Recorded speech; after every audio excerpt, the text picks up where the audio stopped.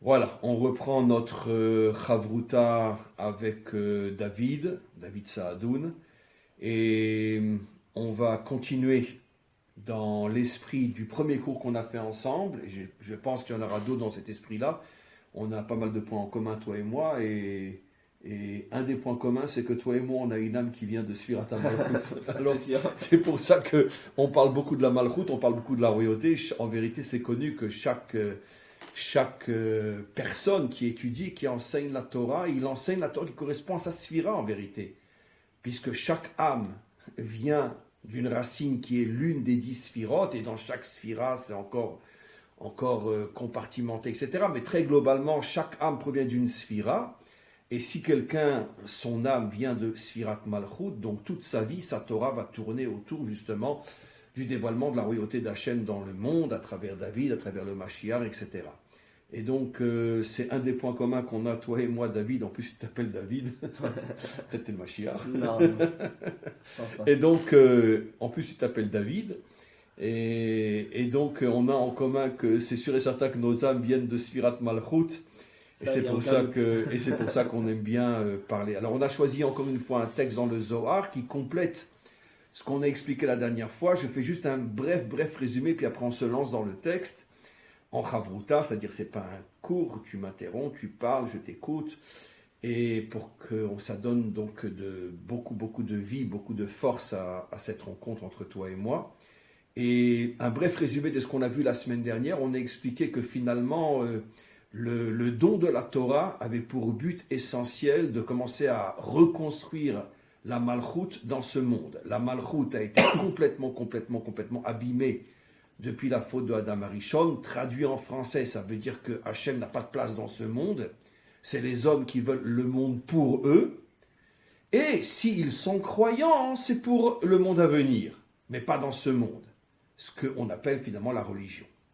Ça veut dire fiche-moi la paix dans ce monde et je serai à toi dans l'autre. La définition de toutes les religions avec des nuances selon que ce soit le judaïsme, le christianisme ou l'islam, mais de toute façon, toutes les religions ont en commun que surtout ne m'embête pas dans ce monde. Je dis judaïsme, je n'ai pas dit la Torah, comme tu le sais. Le judaïsme est une religion, ça n'a rien à voir avec la Torah. Et donc on a... D'ailleurs, le mot juif vient de Galout. Parce que la première fois qu'on a appelé quelqu'un Yehudi, c'est Mordechai qui était en dehors des Restel. Voilà, donc là aussi, je reprends ce que tu dis, c'est tellement fort. La première fois qu'apparaît le mot Yehudi dans la Torah, c'est quand les Juifs étaient en Babylonie. Ce qui prouve bien que la notion de juif, de judaïsme, ce sont des notions d'exil, qui n'ont rien à voir avec la Torah. En vérité, on devrait s'appeler Israël. Exactement. Mais pas Béné juif. Israël, Am Israël. Béné Israël, Am Israël, le peuple d'Israël. En tous les cas, donc, on a vu que le but profond, d'après le Zohar, du don de la Torah, c'est parce que la Torah, c'est la lumière, c'est la force qui reconstruit la Malchut sur terre. Ça veut dire qui, petit à petit, jusqu'à la venue du Mashiach, ramène Hachem dans ce monde. Mais pas le ramène en tant que Dieu créateur, mais en tant que roi dirigeant. Ça veut dire que c'est on pourrait dire le trauma de l'homme, puisque l'homme est prêt à reconnaître toutes les dimensions de Dieu, sauf celle de roi. Puisque qu'est-ce que veut l'homme ? L'homme veut s'approprier ce monde pour lui, un point c'est tout. C'est ce qu'on appelle dans le langage moderne la séparation entre l'Église et l'État. Ça ne veut pas dire que celui qui est à la tête de l'État n'est pas croyant, mais à l'Église, pas au Parlement. On a la même chose chez nous en Israël. En hébreu, ça s'appelle Afrada Bendat Undina. La séparation entre... On a copié le modèle occidental. Maintenant, ça n'empêche pas que le dirigeant ou les ministres peuvent croire en Dieu, mais à la synagogue. C'est en ce sens qu'il n'y a aucune différence entre le judaïsme et le christianisme. C'est le même principe fondamental. On croit en Dieu, mais surtout pas au niveau de la direction de ce monde. C'est l'absolu contraire de la Torah. Alors, le symbole de ça, c'est que quand on va à la synagogue, on met la kippa. Dès qu'on sort de la synagogue, on l'enlève. Je parle au niveau politique. Oui, absolument. Absolument. Mais c'est ce qu'on voit, bon, sans citer des noms, sur tel ou tel dirigeant, quand il est dans un contexte religieux, il met une kippa sur la tête, mais sinon, il ne l'a pas. Ça veut dire que finalement, Dieu est compartimenté dans certains endroits, mais on ne le laisse pas aller ailleurs. On pourrait presque dire que la synagogue, c'est la prison de Dieu.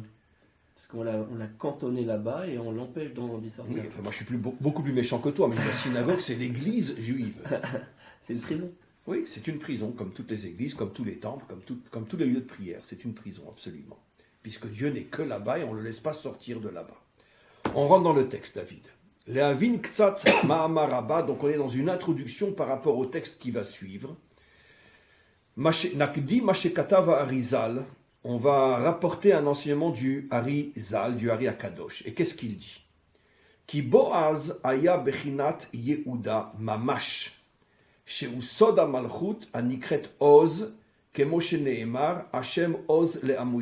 s'arrête là.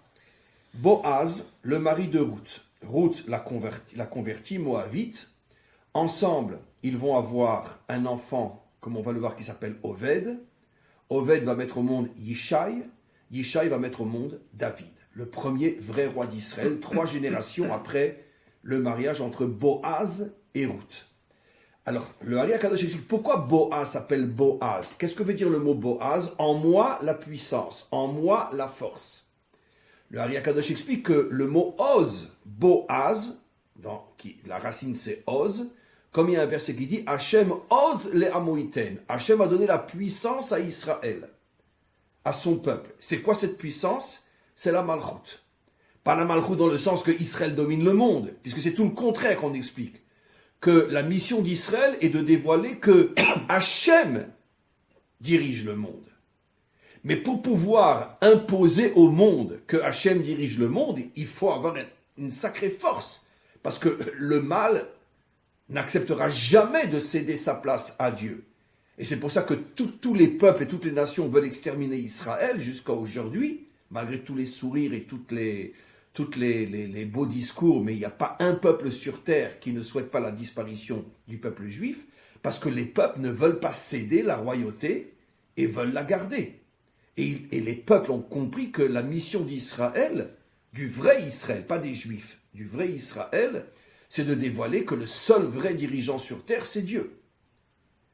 Et donc c'est un combat énorme qui demande à Israël une force incroyable, c'est pour ça que la Malchut s'appelle Oz. Pour dévoiler la Malchut d'Hachem, tu as besoin d'un courage, d'une volonté, d'une force inimaginable.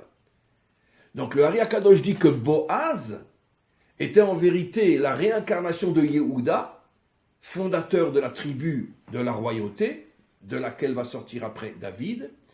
Et Boaz donc était, encore une fois, la réincarnation de Yehuda. On continue. C'est intéressant de remarquer que dans le verset qu'il cite là, Adonai Oz le Amoïten, la suite c'est Adonai Evarech et Amo Bashalom. Explique. C'est-à-dire comme si le Oz, c'est-à-dire la puissance de la Malchut, c'est la condition sine qua non pour avoir la paix et pas de l'inverse. Aujourd'hui en fait on croit que la paix on va l'avoir par la discussion, la négociation, etc., la diplomatie, alors qu'en vérité là la Torah elle nous dit la Malchut, c'est-à-dire la puissance, la force, c'est ça qui va permettre d'instaurer la paix véritable en Israël. On ne fait pas la paix avec des faibles, on Exactement. écrase les faibles. On ne fait la paix qu'avec des gens courageux que l'on reconnaît comme étant des gens forts et puissants. C'est-à-dire que quand nous on va dégager ce rose-là, cette force-là, cette assurance, c'est là que nos ennemis vont nous respecter et qu'il va y avoir des paix possibles avec eux. Tant qu'on n'a pas cette assurance-là par rapport à eux l'interprètent comme une faiblesse. Et donc ils cherchent toujours à nous monter dessus. Donc apparemment, à Bijomel, on est à des années-lumière de ça, puisqu'on fait tout le contraire. Bien on sûr. est prêt à céder Jérusalem, on est prêt à avoir un deuxième État sur un si petit territoire.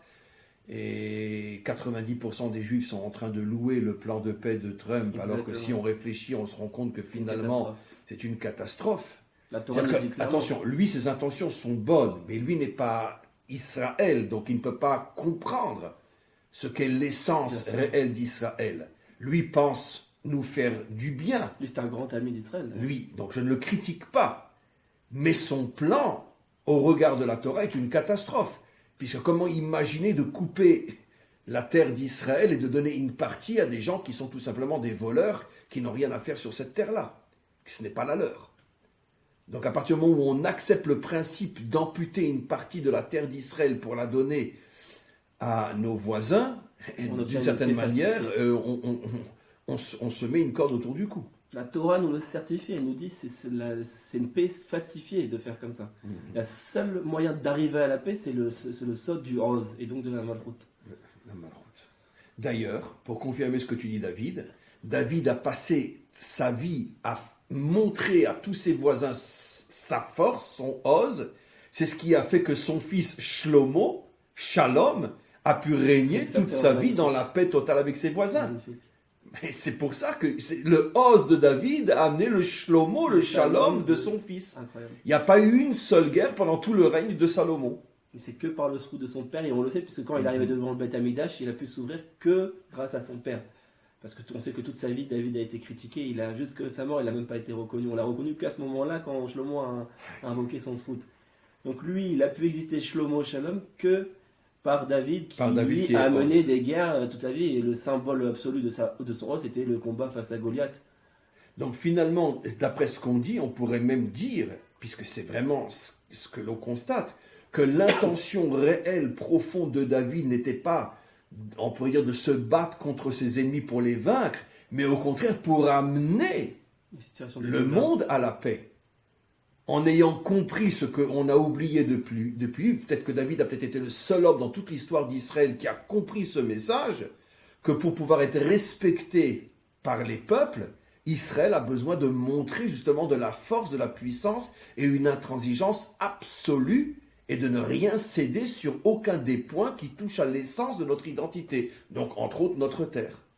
Bien sûr. C'est la différence fondamentale entre lui et Shaoul.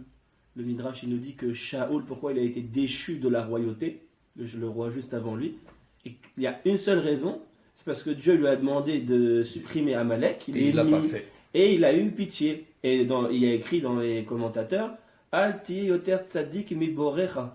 C'est-à-dire, ne sois pas plus juste, ne sois pas plus sage que ton Créateur. Ton Créateur te demande de faire un acte de puissance, de défense, etc. Et lui, il a mis sa compréhension, il a été miséricordieux envers son ennemi de cette action-là uniquement, parce que c'est pas un rachat, Shaoul. Non, c'était un grand sadique. C'était un grand sadique, et la Gemara nous dit qu'il ressemblait à un enfant d'un an qui n'a jamais fauté. Non, juste cette action-là, elle a été déchue. Et on a mis David à sa place, et le Midrash, il conclut en disant, pourquoi David il fait le tikkun de Shaoul? Parce que Shaoul, il était miséricordieux avec son ennemi, et il a fini par être intransigeant avec ses propres frères, puisqu'on sait que quand il a poursuivi David, il a tué les Kohanim. Et David, c'était l'inverse, il était intransigeant avec ses ennemis et miséricordieux avec ses frères. Il n'a jamais levé le doigt, même contre tous ceux qui voulaient le tuer. Tous ses ennemis juifs, il n'a jamais levé le doigt. Comme Shimon ben Gera, qui était Mored ben Malchut, qui était rebelle contre le roi, qui on sait que selon l'halakha, il a chayav mita, c'est-à-dire qu'il pouvait appliquer l'halakha. Yoav a voulu le tuer, mais David a dit non. Et David a dit, malgré l'halakha, je vais par-dessus l'halakha, je suis par-dessus, je suis miséricordieux. Je ne touche pas à mes frères. Exactement, et ça c'est le tikkun de Shaoul, c'est-à-dire qui a fait tout le contraire. Qui a fait tout le contraire. Il a été bon avec ses ennemis et impitoyable avec ses frères. Exactement. D'ailleurs, de toute façon, c'est ce qu'on voit jusqu'à aujourd'hui. Hein. C'est ce qu'on voit jusqu'à aujourd'hui. De toute façon, plus on est bon avec nos ennemis et plus on est en vérité injuste ou intransigeant avec son propre peuple. Bien sûr. Comme on le voit, toutes les injustices sur le plan social, sur le plan économique, sur le plan, c'est incroyable. Mais par contre, si un juif va construire une fenêtre sans autorisation, tout de suite on va venir, on va lui détruire sa maison, j'exagère mais presque. Mais par contre, si un Palestinien construit 3 maisons sans autorisation, on fait tout pour ne pas le savoir. Exactement. Voilà. Ok, on continue. Donc, Pirouche, chez Yehuda Nitaber Boaz. Yehuda, l'âme de Yehuda s'est incarné à l'intérieur de Boaz. Mais quand, à quel moment? C'est pas un Gilgoul, c'est un Hibour. La différence entre Gilgoul et Hibour, c'est que le Gilgoul, c'est que l'âme revient dès la naissance de l'enfant. Le Hibour, c'est que par exemple toi, et on va voir, c'est très intéressant, tu peux tout d'un coup, à un moment de ta vie, avoir l'âme de Moshe ou l'âme de David qui vient, qui rentre dans la tienne et qui te donne de nouvelles forces que tu n'aurais pu jamais avoir sans cette rentrée de cette âme qui va rentrer en toi pendant un certain temps. Et évidemment, il faut un mérite inimaginable pour mériter que, en plus de mon âme, l'âme d'un très très grand juste va rentrer en moi pendant une certaine période pour m'aider à réaliser des choses que sans cette âme, je n'aurais pas pu réaliser. Et regardons maintenant, quand Boaz a-t-il eu le mérite de faire rentrer en lui l'âme de Yehuda, créateur de la tribu des rois? Regarde ce qu'il dit. Chez Yehuda Nitaber be Boaz, Be'et Sheba al Ruth. Au moment où Boaz s'est uni à Ruth, donc le soir où ils se sont unis, au moment de l'union, l'âme de Yehuda est rentrée dans Boaz. Pourquoi? C'est évident. Pour être sûr que l'enfant qui allait sortir serait un enfant Malchut à 100%. Même que Boaz était de la tribu de Yehuda. Mais pour être sûr que va sortir de Boaz et Ruth la lignée des rois, Oved, Yishai, David et après Mashiach, Yehuda est venu, son âme est revenue sur terre, elle s'est incarnée dans Boaz, pour qu'au moment de l'union, il y a eu une telle puissance de Malchut, que l'enfant qui va sortir, Oved, va être le premier de la lignée jusqu'à David. Et comme on va voir, Oved va faire pratiquement tout le travail. Donc, Veolida est Oved. Et grâce à ça, Ruth a pu mettre au monde Oved, qui est le premier constructeur de la lignée du roi David. Maintenant, regarde ce qu'il dit. Ou Machlon ve Kalyon em er ve onen. Le Hari Akadosh continue et il dit en vérité, Machlon ve Kalyon, c'est er ve onen. Tu te rappelles l'histoire? Yehuda, je reviens maintenant à Yehuda, a eu 3 fils. Er, Onen et Sheila. Pas Sheila la chanteuse, mais Sheila. Très bien. Er et Onen étaient 2 enfants, la Torah les appelle mauvais, et donc ils sont morts tous les 2. Et finalement après, ils sont morts sans enfants.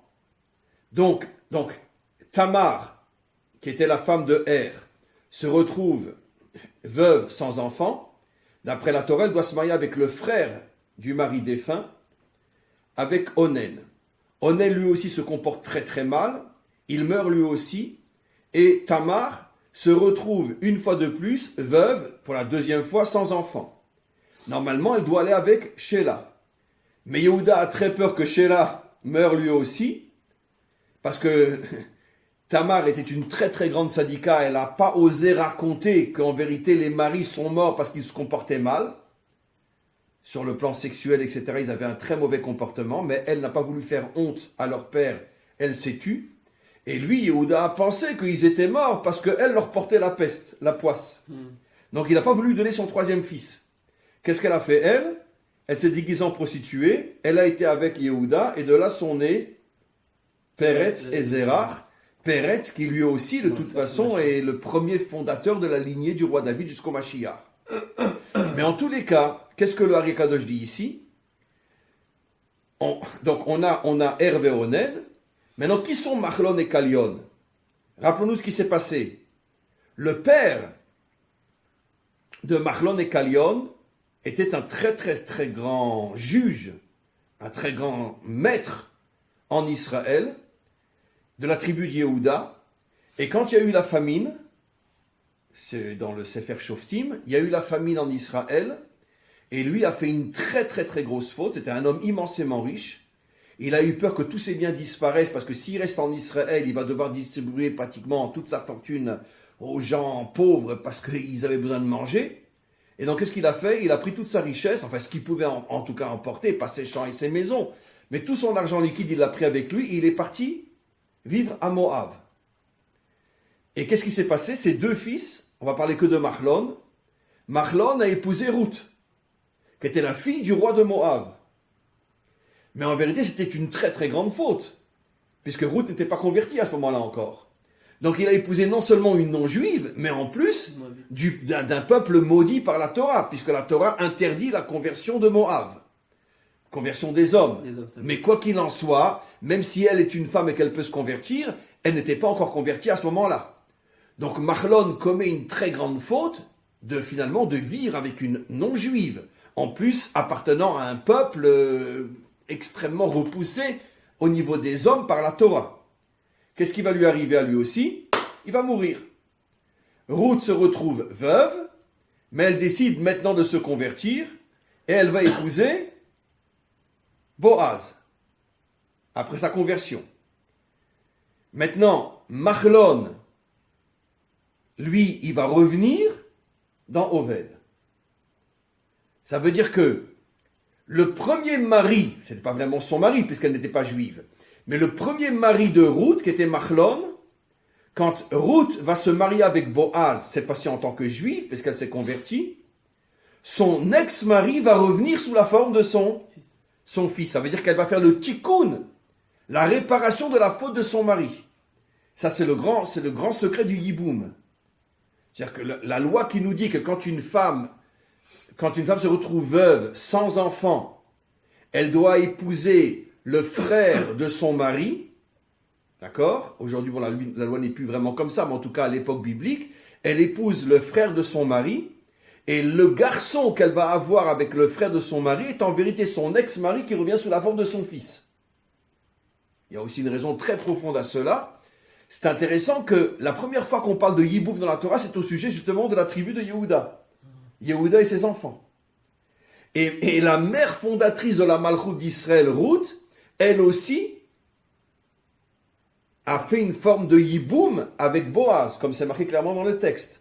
Que Boaz était un proche parent de Machlon, c'était l'oncle de Machlon si je ne me trompe pas. Et donc en se mariant avec Boaz, elle a fait le tikkun de son ex-mari et elle l'a fait revenir sous la forme de son fils. On continue, regarde ce qu'il dit.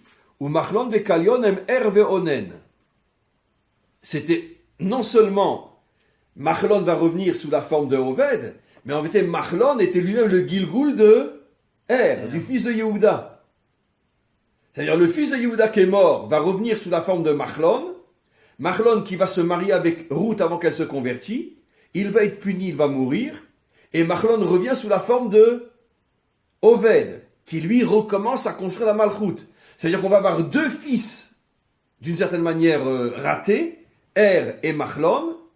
Se marie avec Tamar, mais il se comporte mal sur le plan sexuel, il meurt.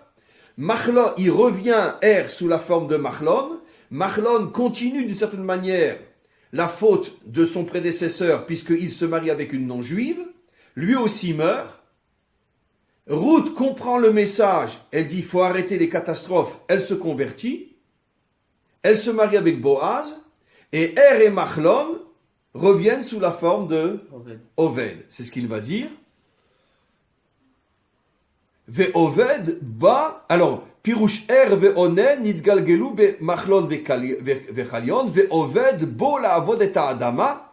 Après vient Oved, donc Machlon, Oved, et on l'appelle Oved à Adama, il va travailler la terre, ça veut dire quoi? Soda Malchut. Comme on sait, la terre c'est la Malchut, puisque Hachem veut se révéler dans ce monde matériel. Et donc on dit que Oved, on l'appelle Oved, travailleur, parce qu'il travaille la terre. C'est-à-dire que toute la vie de Oved, il va la consacrer à la réparation de la Malchut. Ça veut dire ramener la Malchut à Hachem. Et lui est le grand-père de David. Et lui est le grand-père de David. Ou Léassi, alors qu'est-ce qu'il a fait Oved?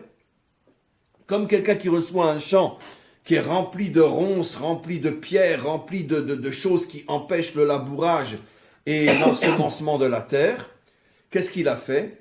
Ou les Assir et Akotsim, il a nettoyé la Malchut de toutes les ronces qui entouraient la Malchut, mais elle avait Tiken Akol, et c'est lui qui a commencé le vrai tikkun de la Malchut. Vezeshe Amar Saba, et c'est ce que le Saba, un des maîtres du Zohar, explique. Valda Ikre Oved, et c'est la raison pour laquelle ses parents, Ruth et Boaz, l'ont appelé Oved, car ils ont vu en prophétie que ça allait être lui le premier reconstructeur de la Malchut depuis la faute de Adam. Des Palar ve'avad ve'nafak migo chakal bisha des Gouvin bishin. C'est le premier qui a commencé à sortir la Malchut de toute l'emprise du mal qui entourait la Malchut.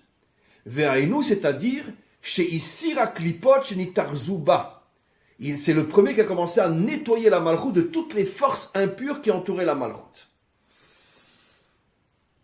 Alors, si tu veux, je voudrais qu'on voit un point ensemble avant de reprendre le texte. Finalement, qu'est-ce qu'on s'aperçoit? On s'aperçoit que finalement, dans la tribu de Yehuda et dans la famille de Yehuda elle-même, on a tout un ensemble d'enfants qui naissent qui sont des méchants. Après Machlon, jusqu'à ce que arrive Oved, qui est lui-même la réincarnation des deux premiers qui étaient des fauteurs. Alors pourquoi ils étaient dans la faute, les deux premiers? Mais parce que comme leur âme était de la Malchut, et que la Malchut était complètement abîmée, Donc quand ils ont reçu une âme de la malchoute, ils ont forcément reçu une âme complètement abîmée. Et c'est pour ça qu'ils ont fauté. Et c'est pour ça qu'ils sont morts. Pourquoi ils sont morts? Le Zohar explique dans un autre endroit, parce que c'est la répétition de la faute de l'arbre défendu qui amène la mort. Donc leur mort est le symbole du fait que leur âme venait de la malchoute et la malchoute se trouve dans un état de mort. C'est-à-dire que Dieu n'a pas de place dans ce monde. C'est comme si Dieu était mort. Mort par rapport à ce monde. On ne le laisse pas vivre dans ce monde. Et jusqu'à ce qu'on commence le tikkun de la malchoute, toute âme qui vient de la malchoute se trouve dans une situation de faute ou de mort. C'est la raison pour laquelle David, lui-même, ne devait pas vivre. S'il n'avait pas reçu les 70 ans que Adam lui a donnés de sa propre vie, il ne pouvait pas vivre.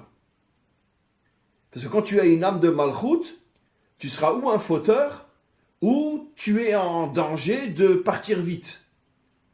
Ou, à moins que tu vas consacrer ta vie à essayer de réparer la malchoute. C'est-à-dire que si tu reçois une âme de malchoute, et que bon, tu te laisses aller, monsieur tout le monde, tu seras ou un fauteur, ou tu vas mourir pas normalement.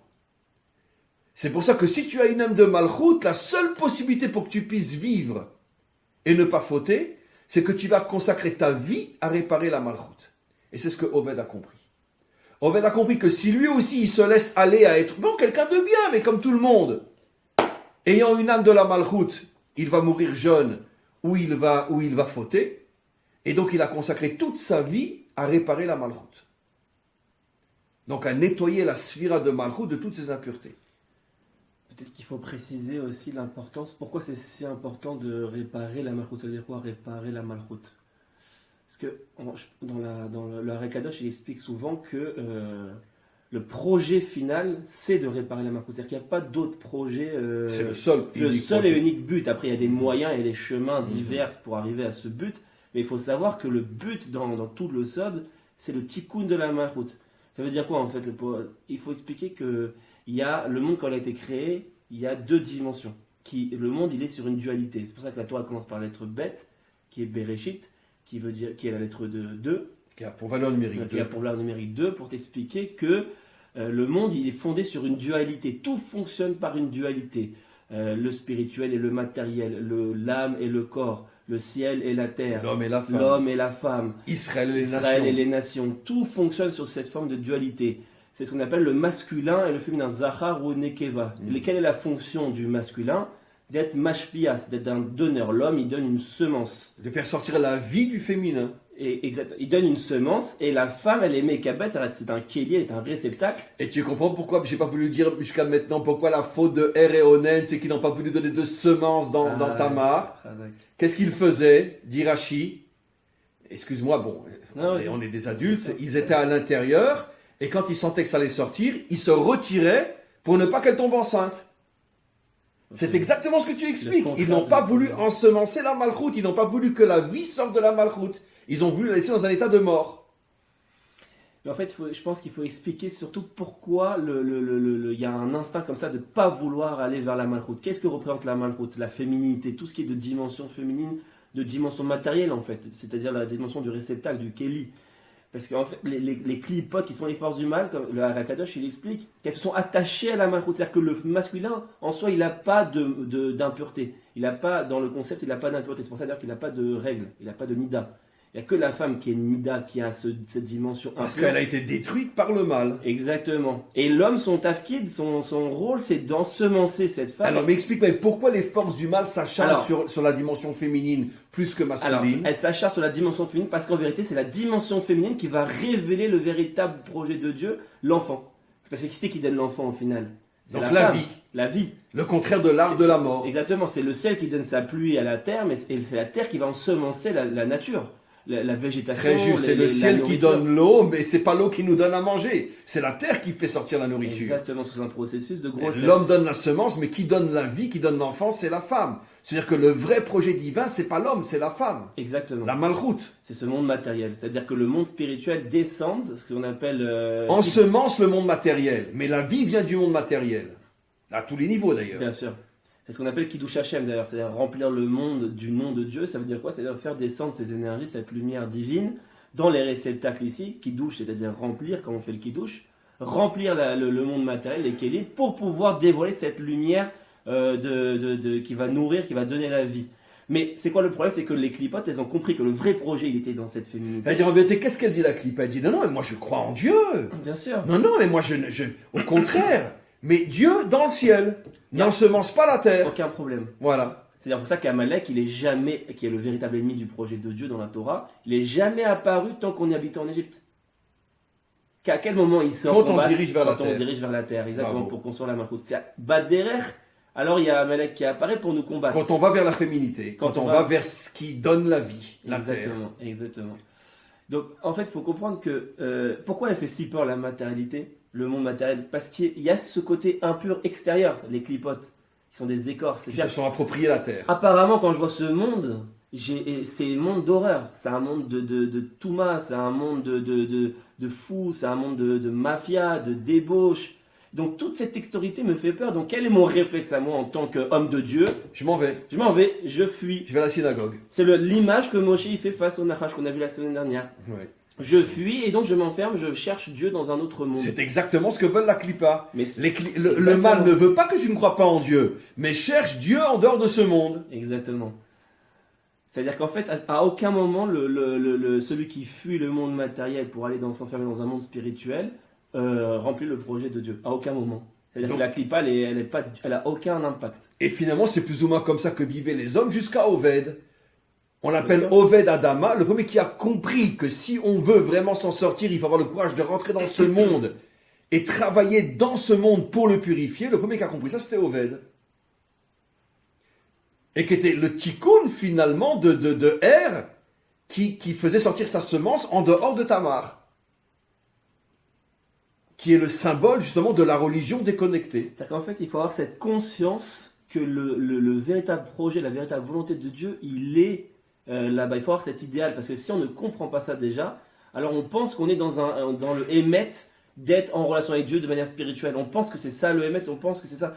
C'est-à-dire qu'on a déjà pas conscience. Et on sert et on est le complice du projet du serpent. Exactement. C'est exactement ce qu'il veut le serpent. Surtout étudier et prie toute la journée. Exactement. Mais laisse-moi le monde à moi.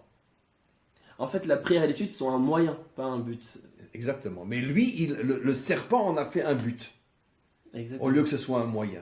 J'ai besoin d'étudier pour avoir la force de rentrer dans ce monde et le purifier. Mais c'est tellement ironique, parce que quand on étudie la Gemara, on étudie que des lois nationales. Terrestres. Des lois terrestres. La vache qui a fait le trou, donc il est responsable, les litiges entre les hommes, etc. Toute la journée, dans les shivot, on étudie ces choses-là, mais on en a fait un but. C'est-à-dire, comme si l'étudier, c'était un but. Mais non. Pourquoi tu l'étudies? Le but, c'est de le réaliser, d'en créer une société basée à partir de ces concepts-là. De réaliser ces concepts sur Baba Kama, Baba Metzia, 80% de la Gemara, en fait, car c'est que des lois terrestres. Alors le but, c'est pas uniquement de les étudier. Tu les étudies, tu t'y attaches très bien, mais après, il faut les réaliser. C'est ça la malchoute. C'est de réaliser l'étude.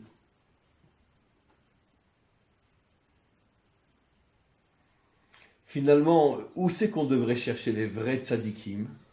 Déjà, je pense qu'il ne s'appelle pas tzadikim, il s'appelle Melachim. Melachim. C'est ça la différence entre tzadik et Melech. Bravo. Où on devrait chercher les... D'ailleurs, c'est ce que dit Rashbi. Kol bnei Israël bnei Melachim, mais il ne dit pas bnei tzadikim. À chaque fois, je dis mon enfant, on l'appelait pas, il appelait le Melech. Voilà. Un vrai Israël, c'est un Melech, c'est pas un tzadik. Donc, finalement, où on devrait chercher les modèles de la Torah? Pas dans les yeshivot.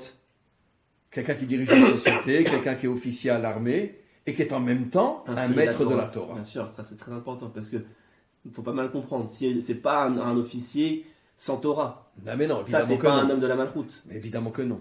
Il est en même temps un homme de la Torah, mais on en a eu, hein, on a eu Moreno. Je connais pas Moreno. Tu n'as pas entendu parler de Moreno? Non. Parce qu'il est décédé encore avant que tu arrives. Moreno, c'était un officier de Sayeret Matkal. Un Français d'ailleurs. C'est ce que je dis tout le temps, c'est que le rabbi, par exemple, le rabbi Loïc, on dirait quoi sur lui? Que c'est un leader spirituel ou un leader politique? On va dire c'est un leader spirituel. Binyamin Netanyahu, on va dire c'est un leader spirituel ou un leader politique? Un leader politique. Mm-hmm. Et bien le Melech HaMashiach, on va dire de lui, c'est un leader spirituel et politique. Quand on le verra, on saura, c'est un maître de Torah et un maître de nation en même temps. Comme le roi David. Exactement comme le roi David. La Gemara dit Bechol Makom Alachake David. Partout où David ouvrait la bouche en Torah, la loi était comme lui. Il avait toujours raison. Mais c'est en même temps un guerrier, un politicien, un économiste et un homme d'État.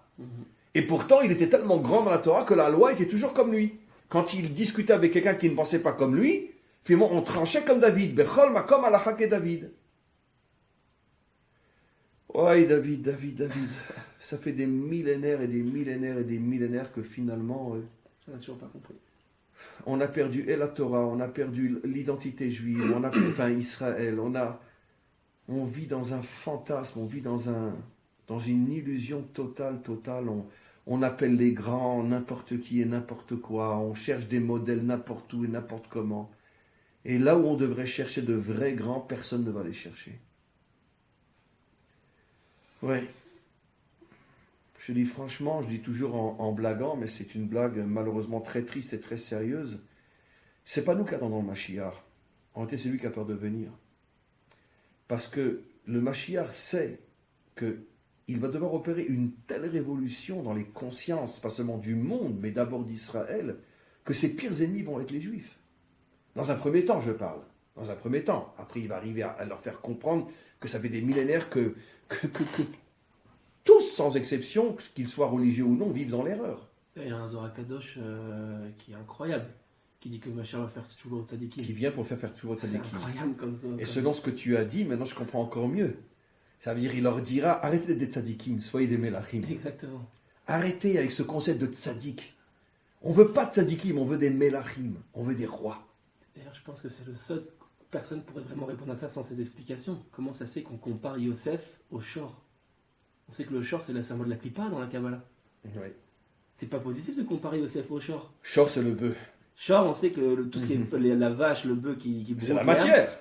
Non, c'est celui qui broute l'herbe, c'est le symbole de la Klippa. Il Et empêche le empêche la végétation Le de pousser. veau d'or, Ouais. c'était un Shor. Il empêche la végétation de pousser, en fait. Oui. Qu'est-ce qu'elle fait, la vache? Elle broute l'herbe, c'est-à-dire quoi? Elle empêche la terre, c'est-à-dire la matérialité, de produire sa lumière verte, sa nature. Donc c'est ça la fonction de la Klippa, c'est d'empêcher à la dimension féminine de produire son enfant. Et on compare le tzaddik à ça. Comment c'est possible?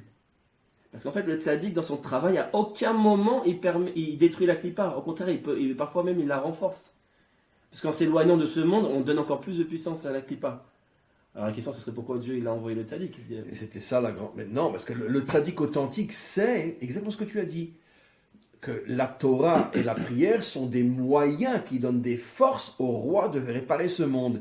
Si le tzaddik sait qu'il est au service du roi, ça veut dire que moi, je t'apporte des forces spirituelles pour que tu puisses, toi, réaliser ton travail. Exactement. Ça, c'est un vrai tzaddik. Le tzaddik, c'est celui qui dit à haute voix, arrêtez de me prendre pour modèle, je ne suis pas un modèle, je ne suis que le moyen de construire le vrai modèle qui est le C'est roi. exactement Moshe Rabbeinu. Moshe Rabbeinu. Qui a tout mis toute sa vie au service, au final, de la royauté. Parce que quand il arrivait face, en tant que tzaddik normal, il n'aurait pas dû vouloir rentrer en Eretz Israël, parce que c'est le contraire de son modèle, l'Eretz Israël. Non, il a prié Dieu, je veux rentrer. À tel point qu'il a prié Dieu, il a fait apercevoir la terre juste pour satisfaire son désir. Tel point il aimait la terre, et il a transmis toi Yoshua, qui était en vérité la lune, qui est la royauté. Donc lui, il a été au service de la royauté. C'est exactement ça le vrai tzaddik, qui s'est sacrifié. Le Midrash dit que quand il était prêt à rentrer en Israël en tant qu'élève de Yahushua. Ah oui, le Midrash dit comme ça. Le Midrash dit. Quand lui, il a pensé que la Xéra, c'était « tu ne rentres pas en tant que dirigeant ». Il a dit « mais j'ai aucun problème, moi, à rentrer. Enlève-moi tout ce que je sais, je rentre comme l'élève de mon élève. » Ça, c'est un vrai tzaddik. C'est à pleurer. C'est à pleurer. Où c'est qu'on va trouver des hommes comme ça? Et moi. Allez, viens, on va faire au moins ce petit texte du Zohar. Finalement, on avait préparé beaucoup plus, mais grâce à Dieu. Alors, Ashta. Itle adra ou laïna al atar chad ravila ave be'alma. Le Zohar dit maintenant, on va parler d'un principe qui est très haut et qui est extrêmement important. C'est quoi ce principe? Giza veshorsha de kashut. C'est-à-dire, on va parler maintenant de la racine de la vérité. qui est la racine de la vérité? Ça va confirmer tout ce qu'on a dit, David. Veiu Oved. Le symbole, le makor, la racine de la vérité, c'est Oved. Pourquoi? Lui qui est le père de Yishai, qui Yishai est le père de David. Pourquoi? C'est tout ce qu'on a expliqué. Pourquoi le symbole de la vérité vraie, c'est Oved? Parce que c'est le premier qui a compris que Dieu, on ne le cherche pas en dehors de ce monde, on le cherche dans ce monde. Et d'ailleurs, c'est un verset qui dit ça. Emet, me'eretz, titzmar. La vérité sortira de la terre. C'était contre un ange, ça d'ailleurs. Imaginez, c'est-à-dire que même l'ange, il a ce défaut de se spiritualiser. Et Dieu lui dit non, tu t'es trompé, c'était l'ange du Hémet. Dans le Midrash, Mais c'était un ange. C'était l'ange du Hémet. C'est-à-dire que même l'ange du Hémet, quelque part, il s'est trompé. Dieu il a dit non, Hémet, mais arrête, titzmar. Tu n'as pas compris que le Hémet, il n'est pas là-haut. Bon, mais j'ai quand même un problème. Alors, comment qu'on fait jusqu'à aujourd'hui? Alors, si on veut une bénédiction, si on veut une prière, on va aller trouver des gens qu'on appelle nous tzadikim, mais qui n'ont pas une activité matérielle concrète. Ils n'ont pas forcément fait l'armée, ils n'ont pas d'affaires, ils n'ont pas de ci, ils n'ont pas ça, ils sont toute la journée avec un livre. Alors, on devrait arrêter d'aller chez ces gens-là. Là, on va se faire descendre, là. On devrait arrêter. Bon, moi, personnellement, j'y vais jamais. Hein. Mais on devrait arrêter, on devrait dire aux gens, arrêtez, c'est pas... Ou quoi? Puisque le Zohar dit, la première fois qu'on a rencontré la vérité vraie, c'était Oved. Et pourquoi? Parce qu'il était Oved Adama, parce qu'il a passé sa vie à essayer de faire le tikkun du monde matériel. Oui, je pense qu'il y a un point très important à préciser avant de continuer quand même, parce que vous me posez une question qui est fondamentale en fait pour tous les juifs, est-ce qu'il faut continuer ou pas? Il faut comprendre une chose comme ça, il y a des vrais tzadikim. Les vrais, c'est-à-dire quoi être un tzadik? C'est-à-dire un homme entièrement spirituel, on a vu des hommes comme ça. Évidemment. On a vu Baba Saleh, on a vu le rabbi qui avait cette capacité, vraiment on pouvait aller les voir, les consulter pour qu'ils nous aident, qu'ils nous dévoilent, même qu'ils faisaient des miracles. Donc il y a des hommes qui sont descendus sur terre avec cette capacité. Moshe Rabbeinu le premier. La question c'est de savoir, est-ce qu'on le prend comme modèle ou non? C'est pas de savoir est-ce qu'on le rejette lui en tant que personne. C'est est-ce que lui on va en faire un modèle, c'est ce qu'il représente, on va en faire un modèle. Est-ce que c'est lui le but final? En Exactement. vérité, David, ce que tu as dit, c'est mamash, c'est les paroles d'Hachem dans ta bouche, parce que c'est mamash la vérité vraie. Et c'était ça la marloquette entre Yosef et Yehuda. Chacun disait c'est moi le modèle.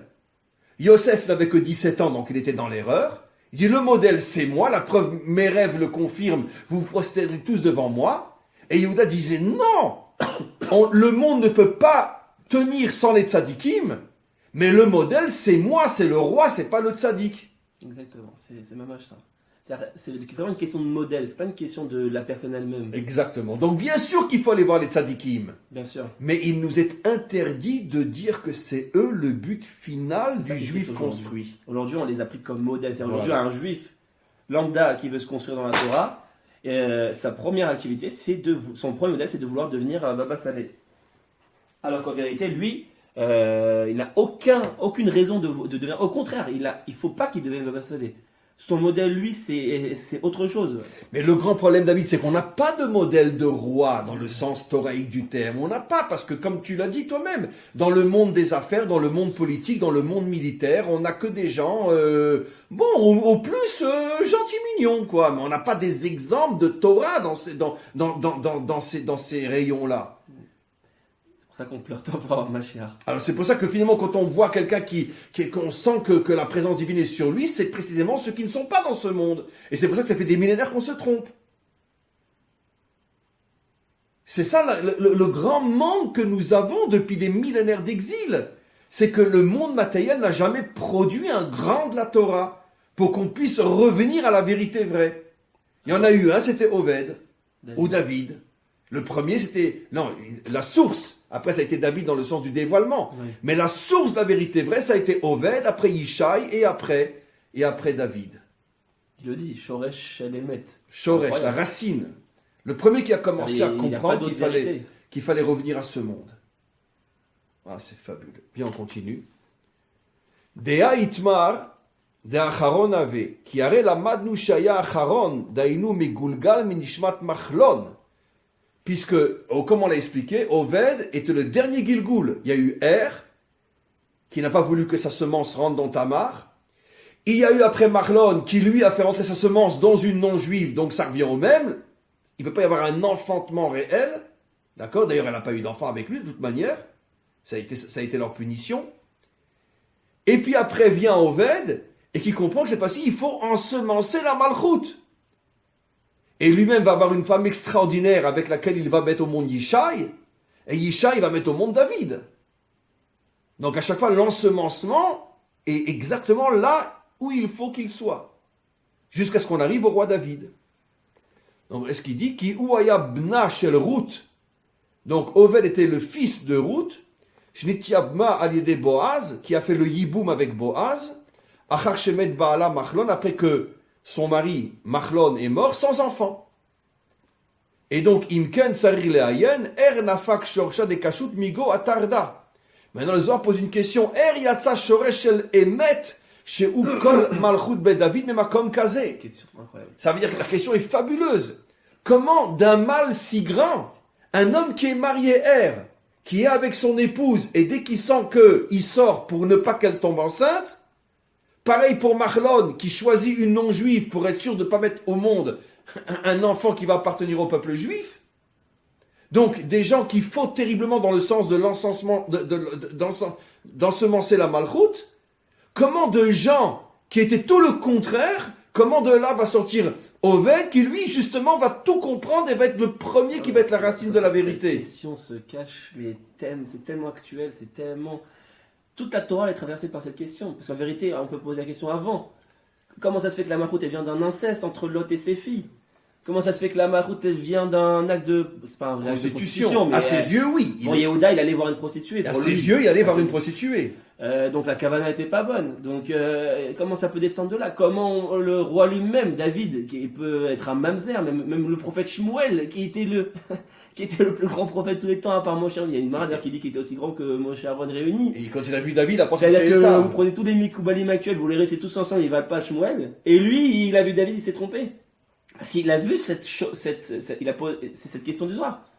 Shmuel, il a dit, comment je peux nommer un Meller qui a une racine aussi mauvaise? Esav. Admoni, il est rouge comme Esav. C'est-à-dire, il a vu toutes les fautes, il a vu toute l'impureté qui se cachait derrière cette lignée. Il a dit, je peux pas nommer, il a voulu nommer d'abord son grand frère, il a vu des gens... Donc, quelle est la réponse? Quelle est la réponse? C'est marrant. Quelle est la réponse? Que justement, là où tu trouves le plus de mal, c'est la preuve que se cache un bien extraordinaire. Et c'est illogique. C'est ça la réponse. C'est la émouna la plus absolue. Puisque pourquoi le mal s'attaque justement à cet endroit-là? Parce que cet endroit-là, donnons un exemple ça dans le monde moderne. Pourquoi l'endroit où il y a le plus d'impureté, c'est dans Internet? Parce qu'avec Internet, tu peux sauver le monde. Tu peux faire tes chouvas des millions de personnes avec Internet. Donc c'est là que le mal va faire entrer le plus de débauche. Avant même Internet, le sionisme. Et pareil pour le sionisme. Le sionisme a une racine. On sait qu'il y a eu des mauvaises choses qui sont passées. Les dirigeants étaient anti-religieux, ils étaient aucun rapport avec la Torah. Donc, et d'ailleurs, tous les tzadikim ont fait la même erreur que Shmuel. Ils se sont opposés à ça en disant, mais moi je suis kadosh, moi je veux pas le sionisme. Mais je comprends pas la racine. Mais comment ils ne comprennent pas? Mais comment ils ne comprennent pas que là où tu vois un mal énorme, c'est la preuve que se cache un bien incroyable? Comment ils se sont tous trompés sur le sionisme? Et aujourd'hui, on voit déjà les fleurs du sionisme. On le voit qu'aujourd'hui, il y a 70 ans, mais même pas on pouvait imaginer la Torah qui pousse aujourd'hui en Israël. Même pas on pouvait effleurer. C'est illogique. En fait, pour moi, c'est le plus haut degré de Emouna. Ça veut dire que face au mal, je ne contrôle pas. Je peux pas contrôler l'avenir. C'est comme Chizkiyahu qui a pas voulu enfanter Ménaché. Et le prophète lui dit, mais tu ne t'occupes pas, ne rentre pas dans ces calculs. En fait, c'est un Chisaron Emouna. C'est un manque d'émouna, c'est-à-dire que quelque part, tu veux concevoir le monde comme toi tu le conçois, même si c'est de la Gdoucha, hein. Tu veux le concevoir le monde et tu veux contrôler l'avenir, comment les choses elles avancent. Finalement, tu laisses pas Hachem diriger son monde. Tu laisses pas Hachem diriger le monde. Tu sais qu'une fois, ça m'est arrivé, ça je le raconte souvent dans mes cours, je discutais ça des années avec quelqu'un, les sionistes, anti-religieux, il parlait des sionistes du début, etc. Bon, jusqu'à aujourd'hui c'est encore. Vrai, hein, c'est vrai. Je lui dis, mais dis-moi, tu sais qu'il y a pire que le sionisme dans la Torah, hein? Comment tu comprends que la lignée messianique, elle est venue d'un père qui couche avec ses filles? Tu connais l'histoire quand même. Je te promets, le bonhomme, il a été tellement choqué par cette évidence. C'était un rave, un Talmid Racham. Il a eu une larme qui lui est montée dans les yeux. J'étais encore à cette époque-là en France. Il a eu une larme qui est montée dans les yeux. Il a dit, mais c'est pas possible.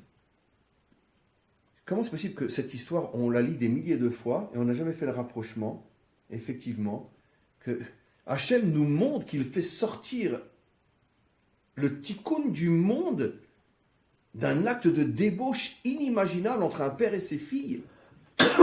Et après, nous, on va parler des sionistes. Parce que justement, là où il y a un bien énorme, toutes les forces du mal tombent dessus pour le voiler. Et donc, finalement, c'est ce que le Zohar va expliquer après. Moi, ce que je te propose, David, la fois prochaine, on continue ce texte-là. Tu es d'accord ? Avec plaisir. Hein, on le continue, on va s'arrêter là pour aujourd'hui.